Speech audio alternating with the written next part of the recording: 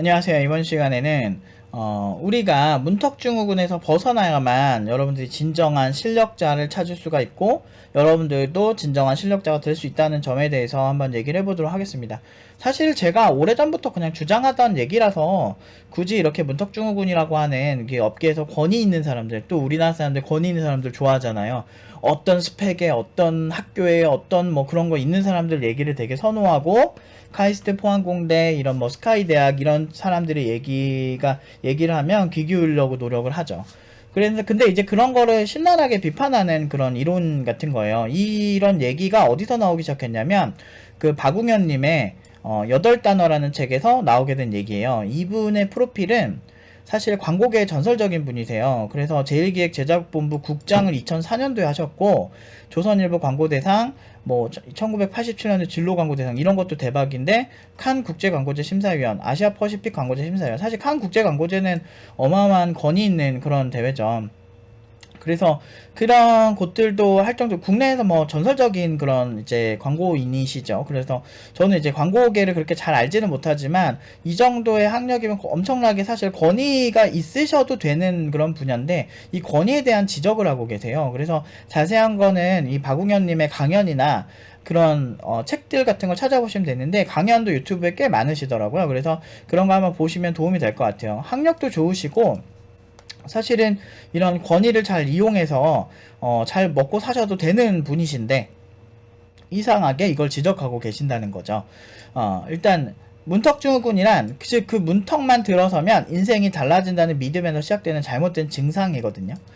근데 실제로 되게 많이 봐요. 저 포항공대 친구들이랑 되게 많이 했고 저랑 제일 친한 친구들도 거의 스카이랑 제일 친한 친구들이 스카이랑 고려되고 이미 그것보다 더 막 석사 박사를 따고 논문 막 패스하고 뭐 교수 되고 그런 친구들이다 보니까 이제 나이가 나이인지라 이제 그런 친구들이 많아지더라고요. 그래서 이제 그런 친구들이 많아지면서 제가 항상 얘기를 하는 게 진짜 중요한 건 실력이다 라고 꾸준히 얘기를 했죠. 왜냐면 업력이 한 18년이 되면 학력이 좋은 친구들도 많이 보고 실력이 좋은 친구들도 많이 보게 돼요. 학력과 실력이 두루 갖춘 그런 친구들도 보게 되죠.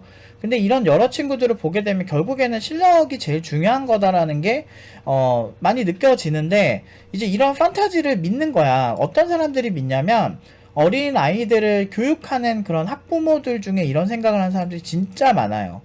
그래서 어떻게든 얘를 서울대만 보내면 자기의 어떤 임무를 완수한다는 느낌으로 아이를 막 이렇게 쥐잡듯이 잡는 사람들이 꽤 있어요. 그래서 좋은 학교 가면 무조건 되고 뭐 집이 뭐 부자라서 뭐 돈이 남아서 그렇게 하면 괜찮은데 사실 거기에다가 많은 돈을 쏟아붓고 정작 자기 자신들은 그러니까 교육에 정말 열을 문턱중을 넘으려고 교육에다 막 돈을 다 때려 부어서 노후 준비가 안 되시는 분이 되게 많아서 되게 투자계 어떤 뭐 거물 중에 하나인 존리 대표는 그런 얘기를 하셨죠.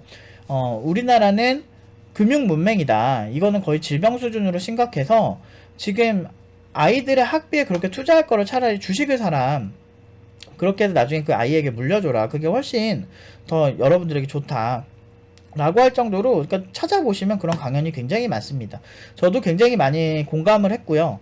꼭 그 안타깝게도 좀 잘 안 되는 집안들 보면 예전부터 자산에 투자할 수 있었는데도 그걸 투자하지 않는 경우가 많더라고요. 왜냐면 자본이 일하는 속도가 더 빨라지거든요. 그래서 그 뭐 투자를 좀 아시는 분들은 다 부자가 되고 좀 그래도 집 한 채는 다 갖고 있는 게 저희 부모님 세대의 특징인데 안타깝게도 저희 부모님은 그런 거에 관심이 없으셨어요. 그러니까 결국에는 어떤 그 금융 문맹이 이제 만든 그런 힘듦. 그래서 제가 부모님을 많이 서포트하고 제 벌이의 상당수는 부모님 서포트에 들어가죠. 그러니까 이렇게 되는 게 사실 뭐 어쩌겠어요. 이렇게 못 배우고 그런 시대에 그때는 좀 문제가 있을 수 있다 생각을 하는데 문제는 이 당시에 부모들이 어떤 생각을 했냐면 이런 교육에 대해서 굉장히 강한 그 문턱을 무조건 넘으면 우리 아들이 무조건 의사가 되고 무조건 성공하고 무조건 돈을 잘 벌 거라는 그런 판타지를 갖고 있는데 제가 참 안타까운 게 실무에서 저보다 학력이 엄청 좋은 사람들이 대부분이잖아요. 근데 저보다 연봉이 훨씬 낮은 사람들이 대부분이었어요. 사실. 그래서 그런 걸 보면서 제가 느낀 게 확실히 어렸을 때부터 코딩 열심히 하길 잘했다라는 생각을 되게 많이 했거든요. 이런 문제들이 많이 이렇게 심해지면 사실 실무에서 문제가 생깁니다. 그리고 실제로 그런 친구들이 많이 만나요. 교육 쪽에 있다 보면 학교 좋은 친구들도 많이 있고, 그리고 막 많은 사람들을 만나게 돼요. 그러다 보면 진짜 막 이렇게 그렇게 생각하는 것처럼 우리가 서울대 친구들이면은 막 무조건 막 코딩도 막 보자마자 막 천재처럼 해낼 것 같고 이런 판타지를 가진 사람 진짜 많은데, 그렇게까지 하는 친구는 거의 본 적 없고요. 비슷했습니다. 좀 더 뭐 성실하다고 할 수 있는데 그건 되게 객관적이진 않아요. 왜냐하면 이 기사를 보시면 알 수가 있는데, 안수교 디지털팀 기자님이 스카이 대학 나오면 일 잘한다. 입사 4, 5년 뒤 벌어진 반전. 이라고 하면서 여기서 핵심만 읽어보면 명문대를 나오면 일 잘할 것이라는 생각은 편견이었던 걸로 밝혀졌다. 대학 학벌은 물론 학점, 토익, 점수 등과 같이 정량적 스펙과 업무 성과 간 관련성이 낮다는 연구 결과가 발표되면서이다. 자세한 건 이 기사를 한번 읽어보세요. 여러분들이 그 시사저널에 들어가셔서 요렇게 그 기사 제목을 치시면 나옵니다. 이게 제가 이거를 최근에 제 친구들, 교수하는 친구랑 그런 친구들이랑 얘기를 하면서 막 이 얘기를 했어요. 그러니까 저렇게 5년 동안 표본 조사를 좀 해보니까 그렇게 기업에서 평가가 일반 그런 학교에 나온 친구들에 비해서 엄청 좋다 나쁘다 그게 명확하지 않았다, 특별히 다르지 않다라는 결론이 났다라 그러니까 그 친구들이 오히려 그 기사 나 좀 보내달라 그러더라고요. 학생들한테 소개하고 싶다고. 근데 그 친구가 사실은 엄청 학력이 좋은 친구거든요. 학력 뭐 박사학위까지 다 따고 우리 사회에서 최고 학교에서 최고의 박사만 나온 친구인데, 그 친구 지금 교수예요. 근데 그 친구가 그거 듣고서 우리 애들 보여줘야 되겠다고, 우리 학생들. 그렇게 할 정도로 정작 스카이 출신들은 자기 학교들 가지고 그렇게 막 이렇게 만들지는 않는 것 같아요. 그러니까 프라이드를 가지고 있고 어느 정도 서로 뭐 각 자기 학교 나온 사람들이 인정해주고 이런 건 있지만, 그 보통 이제 제가 항상 보면은 그런 거를 이제 찬양하고 막 종교적인 막 믿음 같은 걸로 막 그렇게 막 그거 아니면은 막 드라마에 보면 그런 오바 진짜 많이 하잖아요. 근데 미생을 보면서 있고 막 무슨 인턴 됐는데 뭐 막 별의별 사연이 막 터지면서 막 그렇게 하는 회사 생활은 실제는 별로 없거든요. 이 뭐 미생에 나오는 회사 생활 같은 건 거의 없다고요. 근데 그렇게 드라마의 극적인 연출 때문에 작가들 중에 회사 생활한 사람이 그렇게 많을까요? 제가 봤을 때는 그 방송국 환경이랑 일반 회사 환경은 또 달라서 아무튼 그래서 이제 실제로 이런 권위라는 거가 굉장히 위험하거든요. 그러니까 이제 제가 오늘 지적하고 싶었던 건 뭐냐면, 이 권위라고 하는 거에 복종을 하기 시작하면 나는 서울대가 아니니까 안 된다라는 생각을 한다든지, 살면서 20살 때부터 자존감이 떨어진 상태로 시작한 사람들이 대부분이에요. 고등학교 때부터 서울대 안 가면, 스카이를 안 가면 마치 패배자인 것처럼 하는데, 가봤자 전교 1, 2등 하는 친구들밖에 안 가는데 그 자존감의 레벨이 고등학교 때부터 정해지는 거야. 10대 그 예민한 시기에. 그러면서 사람들이 무언가 이제 잘하는 거, 나는 좀 뭔가 부족한 사람이라는 그런 세팅을 가지고 20살을 시작하는 경우가 상당히 많다라는 거죠. 그래서 그 이후에 내가 뭔가를 하면 엄청 잘할 수 있다라는 생각을 잘 못하는 것 같아요. 제가 그런 친구들을 많이 보거든요. 그래서 그런 친구들 볼 때마다 항상 으쌰으쌰 하자고, 우리 좀 힘내서 잘하자고 이제 얘기를 많이 학생들을 이렇게 해요. 근데 진짜 이런 뭐 여러 가지 기사도, 아까 제가 보여드린 기사도 그렇고 여러 가지 근거를 기반으로 생각을 해보시면 아시겠지만, 그렇게 좋은 학교를 나온다고 해서 절대적이지 않다라는 거죠. 그리고 학교 커리큘럼 자체가, 저는 그렇게 생각해요. 진짜 막 서울대 컴공 나온 사람들이 엄청 훌륭하다면 취업도 당연히 잘해야 되겠지만 연봉 자체가 엄청나게 압도적으로 높아야 되는데, 웬만한 학사들 있잖아요. 웬만한 일반적인 학교 학사들 출신 중에 뭐 컴퓨터 쪽에서 아예 코딩 못하는 사람들이 너무 많아요. 팀노바 졸업생 같은 경우는 거의 모든 친구들이 코딩을 엄청 잘할 뿐더러, 잘하는 걸 떠나서 연봉도 5천이 넘었잖아요. 그러니까 그런 케이스가 되게 많고, 그래서 제가 학사 레벨을 되게 뛰어넘었다, 그래도 학사 레벨보다는 좋다, 이렇게 얘기를 하니까 막 그걸 또 왜곡해서 말하는 사람도 있어요. 그러니까 어떻게든 공격을 하려면 그 사실 그대로 안 받아들이고 말꼬리 잡아서 이렇게 흐트러트리는 사람 되게 많은데, 마치 석박사를 내가 깠다는 듯이 막 얘기를 하더라고요. 근데 사실 공부 기간의 차이가 많이 나기 때문에 팀노반 2년이고 학사는 한 4년 되잖아요. 4년 아웃풋보다는 훨씬 낫죠. 실제로 여러 가지 면에서요.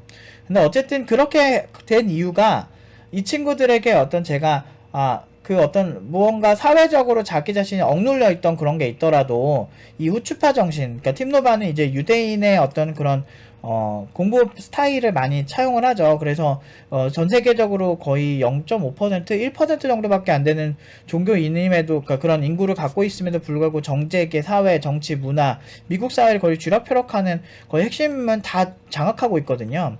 이 우추파는 이스라엘의 독특한 정신문화로서 권력자 또는 권위자에게 자기 생각을 과감하게 표현하는 용기의 밑바탕이 된다. 더 자세한 거는 여러분들이 위키백과 같은데 가보시면 이게 되게 잘 써 있어요. 그래서 이런 게 변화가 빠른 정보통신 기술 분야에서 그 정신이 높게 평가됩니다. 그래서 우리 IT인이잖아요. 그래서 우리 같은 IT인들은 이런 문턱증후군도 사실 의미가 없어요. 그냥 잘하면 되는 거거든. 실제 필드에서는 학력이 주는 거는 제가 느끼기로는 일단은 뭐 구직할 때 이 친구 열심히 고등학교 때 하는 성실하고 똑똑한 친구구나, 딱 요 정도? 근데 중요한 건 그 이후로 코딩 테스트를 뭐 했다든지 아니면 이런 포트폴리오를 어떤 걸 준비했는지를 진단해 봤을 때 그 부분에서 잘 못하면 저 같아도 안 뽑아요. 그런 친구들 되게 많이 봤거든요. 결국엔 실무는 코딩 잘하는 사람들이 그냥 최고고, 그리고 5년 동안 아까 계속 조사를 했다 그러잖아요. 이 기사에서도. 그래서 이런 기사에서도 보면 아시겠지만 지금 792년을 5년간 업무성과 분석 내용을 발표했는데 어떻게 됐다? 특별히 상관이 없더라. 특별히 상관이 없었다. 그러니까 이 얘기는 진짜 실무가 그래요. 그래서 저는 되게 오래 실무를 했었고, 그러니까 진짜 여러분들 뭐 그 예를 들어서 깜짝이야, 뭐야. 여러분들 그 예를 들어서 생각 한번 해보세요.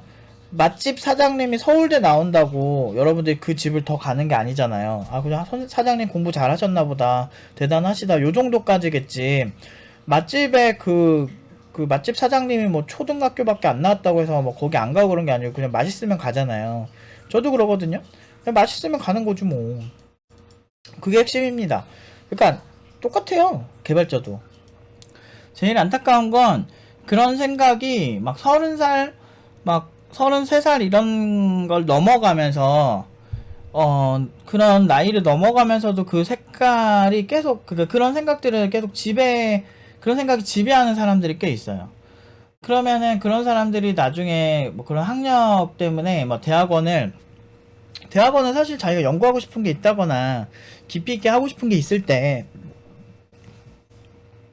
선택을 해야 사실 효율이 높은데, 어떤 그 간판 그런 거 하나에만 이렇게 막 빠져 있다 보니까 좀 그런 분들이 나중에 후회하는 거를 제가 좀 많이 봤어요. 제가 어떤 분 얘기를 하면, 제가 동경대학교가 그 당시에 이제 그분이 그 당시에 37살, 그러니까 한 6년 전 얘긴데, 동경대학교 석사까지 이제 37살에 따신 분이 있었어요. 프라이드가 상당하시더라고요. 자기는 서울대보다 더 좋은 학교 나왔다고. 그래서 대단하시구나. 전 그때 21살이었고. 근데 그분을 이제 10몇 년 뒤에, 2년 뒤에 이렇게 나왔는데, 그거 다 하고 이제 MBA까지, 국내에 있는 MBA까지 졸업을 하셨거든요. 그리고 나서 그분이 한 40대 한 중반, 40대 중후반 때 한번 이제 연락을 하게 됐는데, 그때는 자신감이 많이 결여되어 있으시더라고요. 뭐 회사에서 업무를 잘 못했는지 아니면 현실을 직시해 했는지 모르겠지만, 제가 이제 그분과 이제 같은 나이가 되니까 저는 지금 저처럼 사는 게 더 만족스럽긴 하거든요. 왜냐면 그때 그분은 돈을 계속 쓰시고 계셨고, 저는 저축을 계속하고 제 어떤 투자 포트폴리오를 만들고 조금씩 이렇게 재산을 불려나가는 중이고, 이러한 입장에서 지금까지 사실 일찍 일하고 일찍 자기 자리 잡고 그런 게 훨씬 낫지. 그 나이에 제가 알기로는 집 하나 10년 열심히 모아서 하나 겨우겨우 사신 걸로 알거든요. 그러니까 그걸도 대단하신 거죠. 연봉 자체가 높긴 해도 그래도 그냥 사실 뭐 사업가들에 비해서는 그냥 연봉 높아도 MBA까지 나와도 연봉 높아야 한 1억 정도 되지 않을까요? 그 정도 나이 스펙이면 동경대학 나오고 동경대학 석사 나오고 한국에서 MBA 졸업하고 그러면 그러지 않을까? 한 1억? 1억 언저리인데 뭐 그렇게 엄청 좋은 집은 아니었고요. 그러니까 그런 거는 저는 별로 부럽진 않더라고요. 근데 그러니까 예전에 굉장한 프라이드가 강하셨는데 회사에서 실제 일을 안 해보신 거지. 37살까지. 그러다가 이제 일을 하기 시작하니까 그게 중요한 게 아니란 거를 나중에 깨달으신 눈치였어요. 같이 대화를 해보면서. 그러니까 결국엔 우리는 대학이라는 걸 뭐 정말 잘 먹고 잘 살려고 대학을 가는 거지. 우리가 뭐 진짜 지적 허영심 막 공부를 하려면 꼭 대학에서 해야 되는 건 사실 아니거든요. 그냥 지적으로 뭐가 궁금한 게 있으면 관련 서적만 잘 찾아봐도 웬만한 사람들보다 정말 뛰어나게 공부할 수 있어요. 그것만 후드려 파면. 실제로 뭐 딴 건 몰라도 학사 레벨에서는 저는 굳이 대학을 갈 필요가 없다라고 단언할 수 있어요. 저 2개 전공했거든요.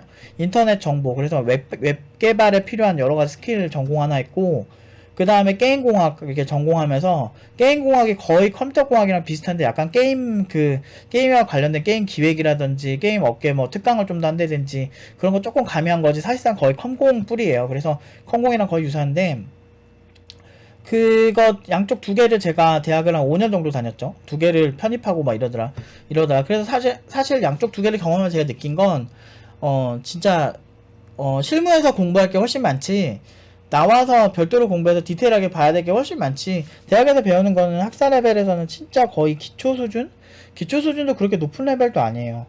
그러니까 제가 대학 학사 레벨에 대해서 많이 까는데 그게 진짜 피해보는 건 학생들이기 때문에 그런 거예요. 그리고 그 시스템을 바꾸는 건 교수들이 해야 될 문제인데, 그 교수들이 평가하기 쉬운 구조, 그리고 사람들이 논쟁이 많이 안 생길 구조를 취한다고 하더라고요. 제가 교수 친구랑 얘기를 많이 해도 공감을 많이 하더라고요, 제 얘기에.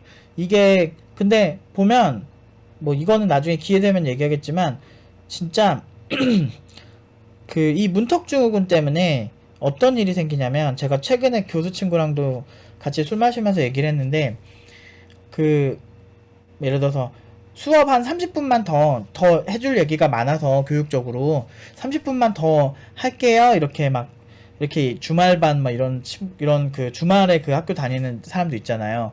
얘기를 하잖아요. 그런 반응이 어떠냐면, 왜요? 그런데요. 아, 빨리 끝내주세요. 바빠요. 막 이런데요. 학생들이. 그러니까 이게 어떤 교수가 열정을 가지고 가르칠 수 있는 환경이 아닌 거야. 너무 답답하지. 너무 안타깝지. 그래서 나는 진짜 너 속상하겠다, 그런 얘기 많이 해요. 그래서 저는 팀노바에 와주시는 분들이 참 어떻게 고맙게도 이제 특정 시간까지 뭘 하겠다라고 픽스를 해놓고 우리는 잘 안 해요. 물론 이제 표면적으로 그런 게 있긴 하지만, 오늘 만약에 그 토론이 뭔가 잘 돼. 학생들의 의견이 좀 듣는데 너 괜찮아. 아니면 뭐 오늘 뭔가 코칭해야 될 게 길어지는 거, 이 친구의 어떤 코칭해줘야 될 게 되게 많고, 그러면 그러니까 그런 거에 있어서 다들 배려를 해주고 기다려주고 좀 시간이 길어지더라도 절대 그런 태도를 안 보여요. 그러니까 제가 이런 성격인 걸 알고 그런 분들이 많이 오세요. 진짜 실용주의적인 분들, 그런 분들이 많이 오시는데 결과는 항상 좋아요.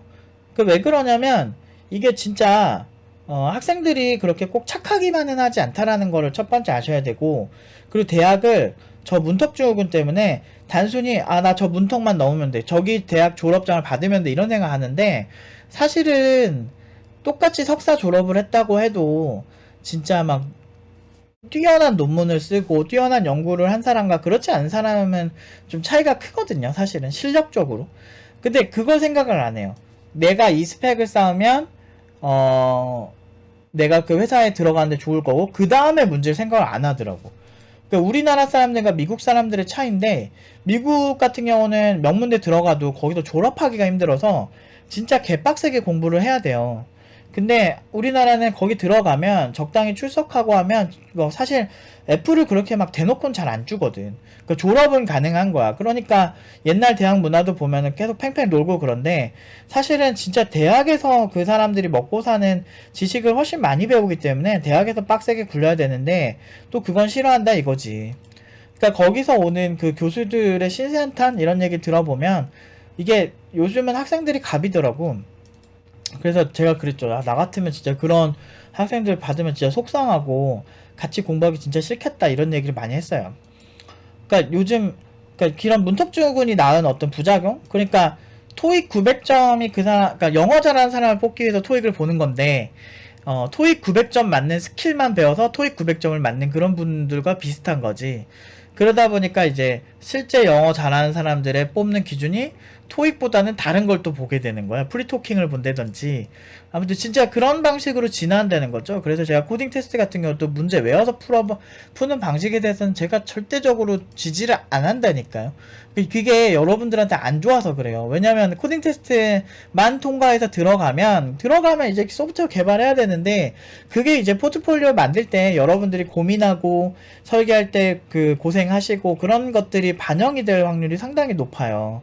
그래서 그러니까 어떻게 보면 너무나 당연한 거잖아요. 어차피 어플리케이션 만들려고 들어간 거잖아.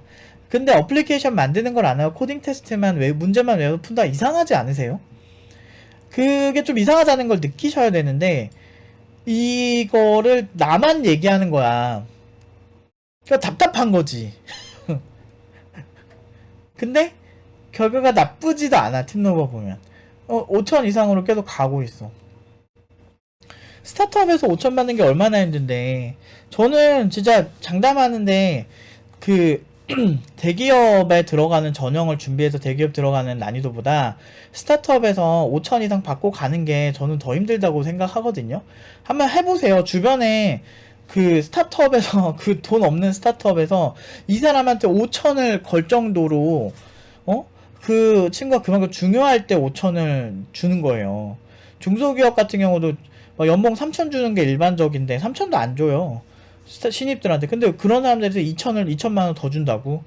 그게 쉽겠습니까? 그 나름대로 가치를 인정해주고 노력을 한 걸 인정을 해야 되는데, 우리 사회는 좀 그런 것들이 되게 이런 문턱증후군 때문에 그런지 몰라도 무조건 최고는, 어차피 스타트업 가든 대기업 가든 그냥 돈만 잘 받고 내가 만족하고 일하면 되잖아. 성장만 잘하고.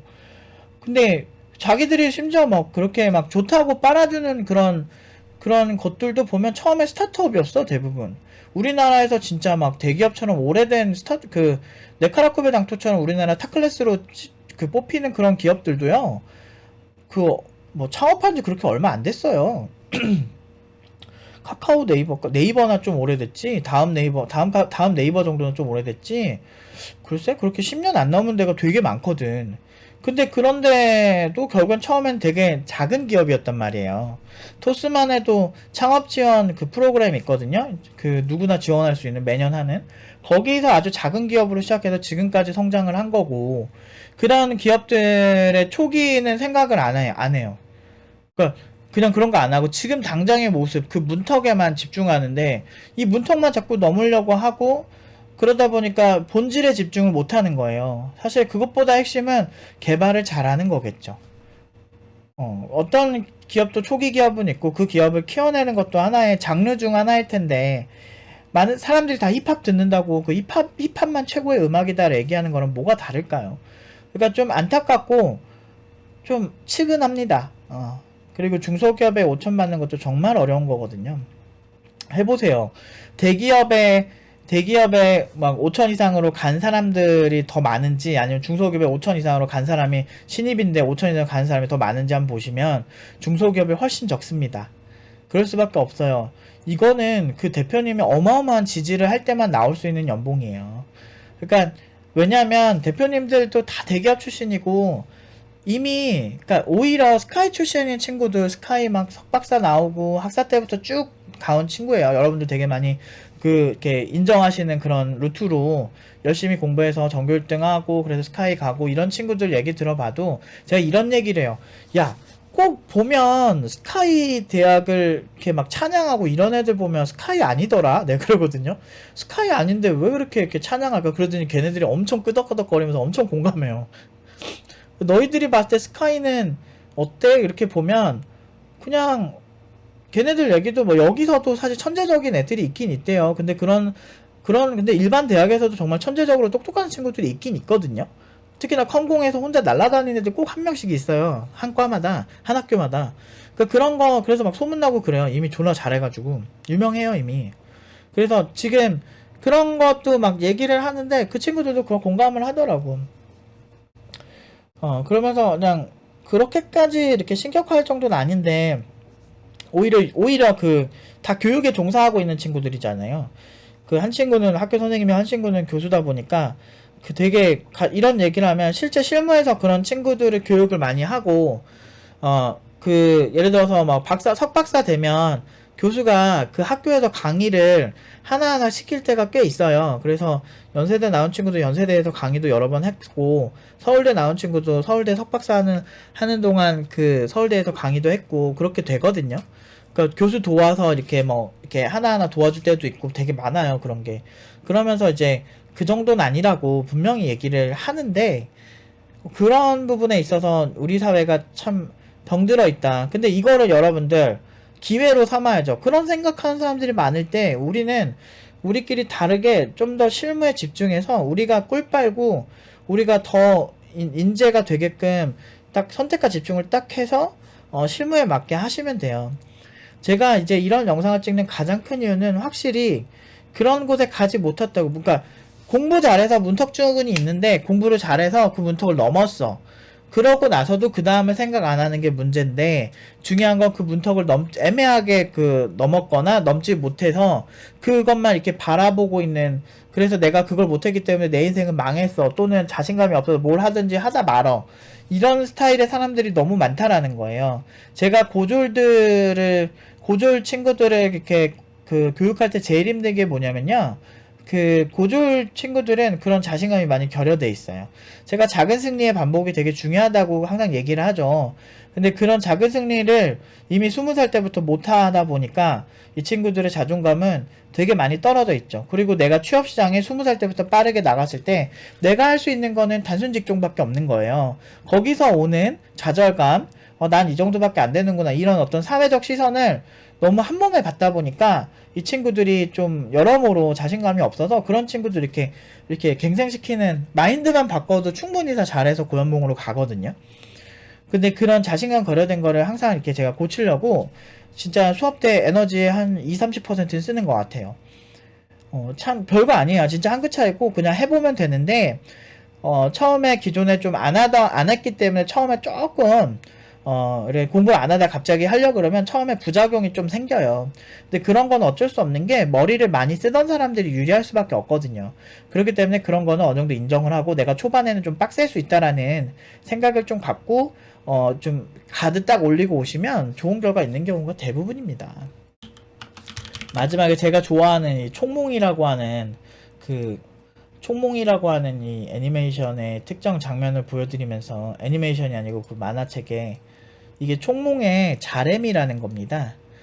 이 자렘이라는 건데, 이게 알리타라고 그걸로 이제 많이 이렇게 다시 되지 않았나. 이게 애니메이션이 2개 버전 있나? 근데 이 자렘이라는 게, 이게 지금 저는 만화책으로 너무 재밌게 보고 애니메이션도 너무 재밌게 봤거든요.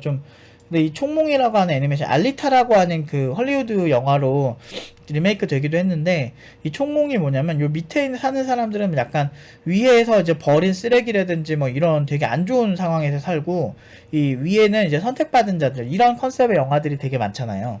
선택받은 자들이 이렇게 위에서 사는 요런 시스템을 많이 가지고 있는데, 그래서 어떤 사람들이 저 위로 가고 싶어서 엄청 동경을 해요.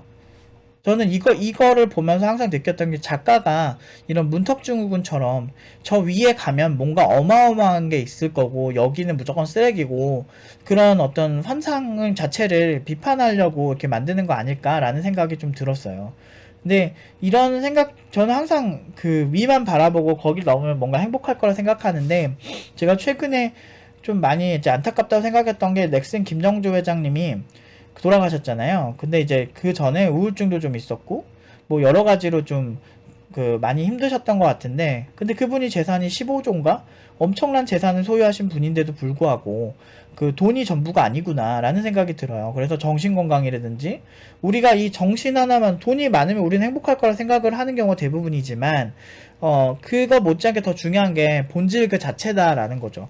그냥 우리가 행복하고 건강하고, 그리고 정신건강도 건강이죠. 그렇게 잘 사는 게 일단은 제일 중요하다. 근데 그걸 하기 위해서 사실은 돈은 어느 정도 필요할 수밖에 없다. 뭐 좋은 음식을 먹고, 뭐 내가 사고 싶은 운동기구를 산다든지 뭐 그런 것도 좀 필요하니까. 그래서 정신이 모든 걸 지배하니까 여러분들 자신감 잃지 말고 이런 후추파 정신, 무조건 권위에 복종하지 말고 그 권력자들은 권위자들에게 내 생각을 과감하게 표현하고 내가 꼭 틀리진 않았다라는 생각들을 가지면서 그걸 객관화하려는 노력을 좀 많이 하세요. 그냥 똥꼬집을 가지는 게 아니고 내가 타인에게 얘기했을 때 그 말이 설득력이 있는가, 그거에 대해서도 집중을 하시면서 여러분들 실력을 잘 만들어 가시면 굉장히 좋을 것 같습니다. 아무튼 오늘은 여기까지 하도록 하겠습니다.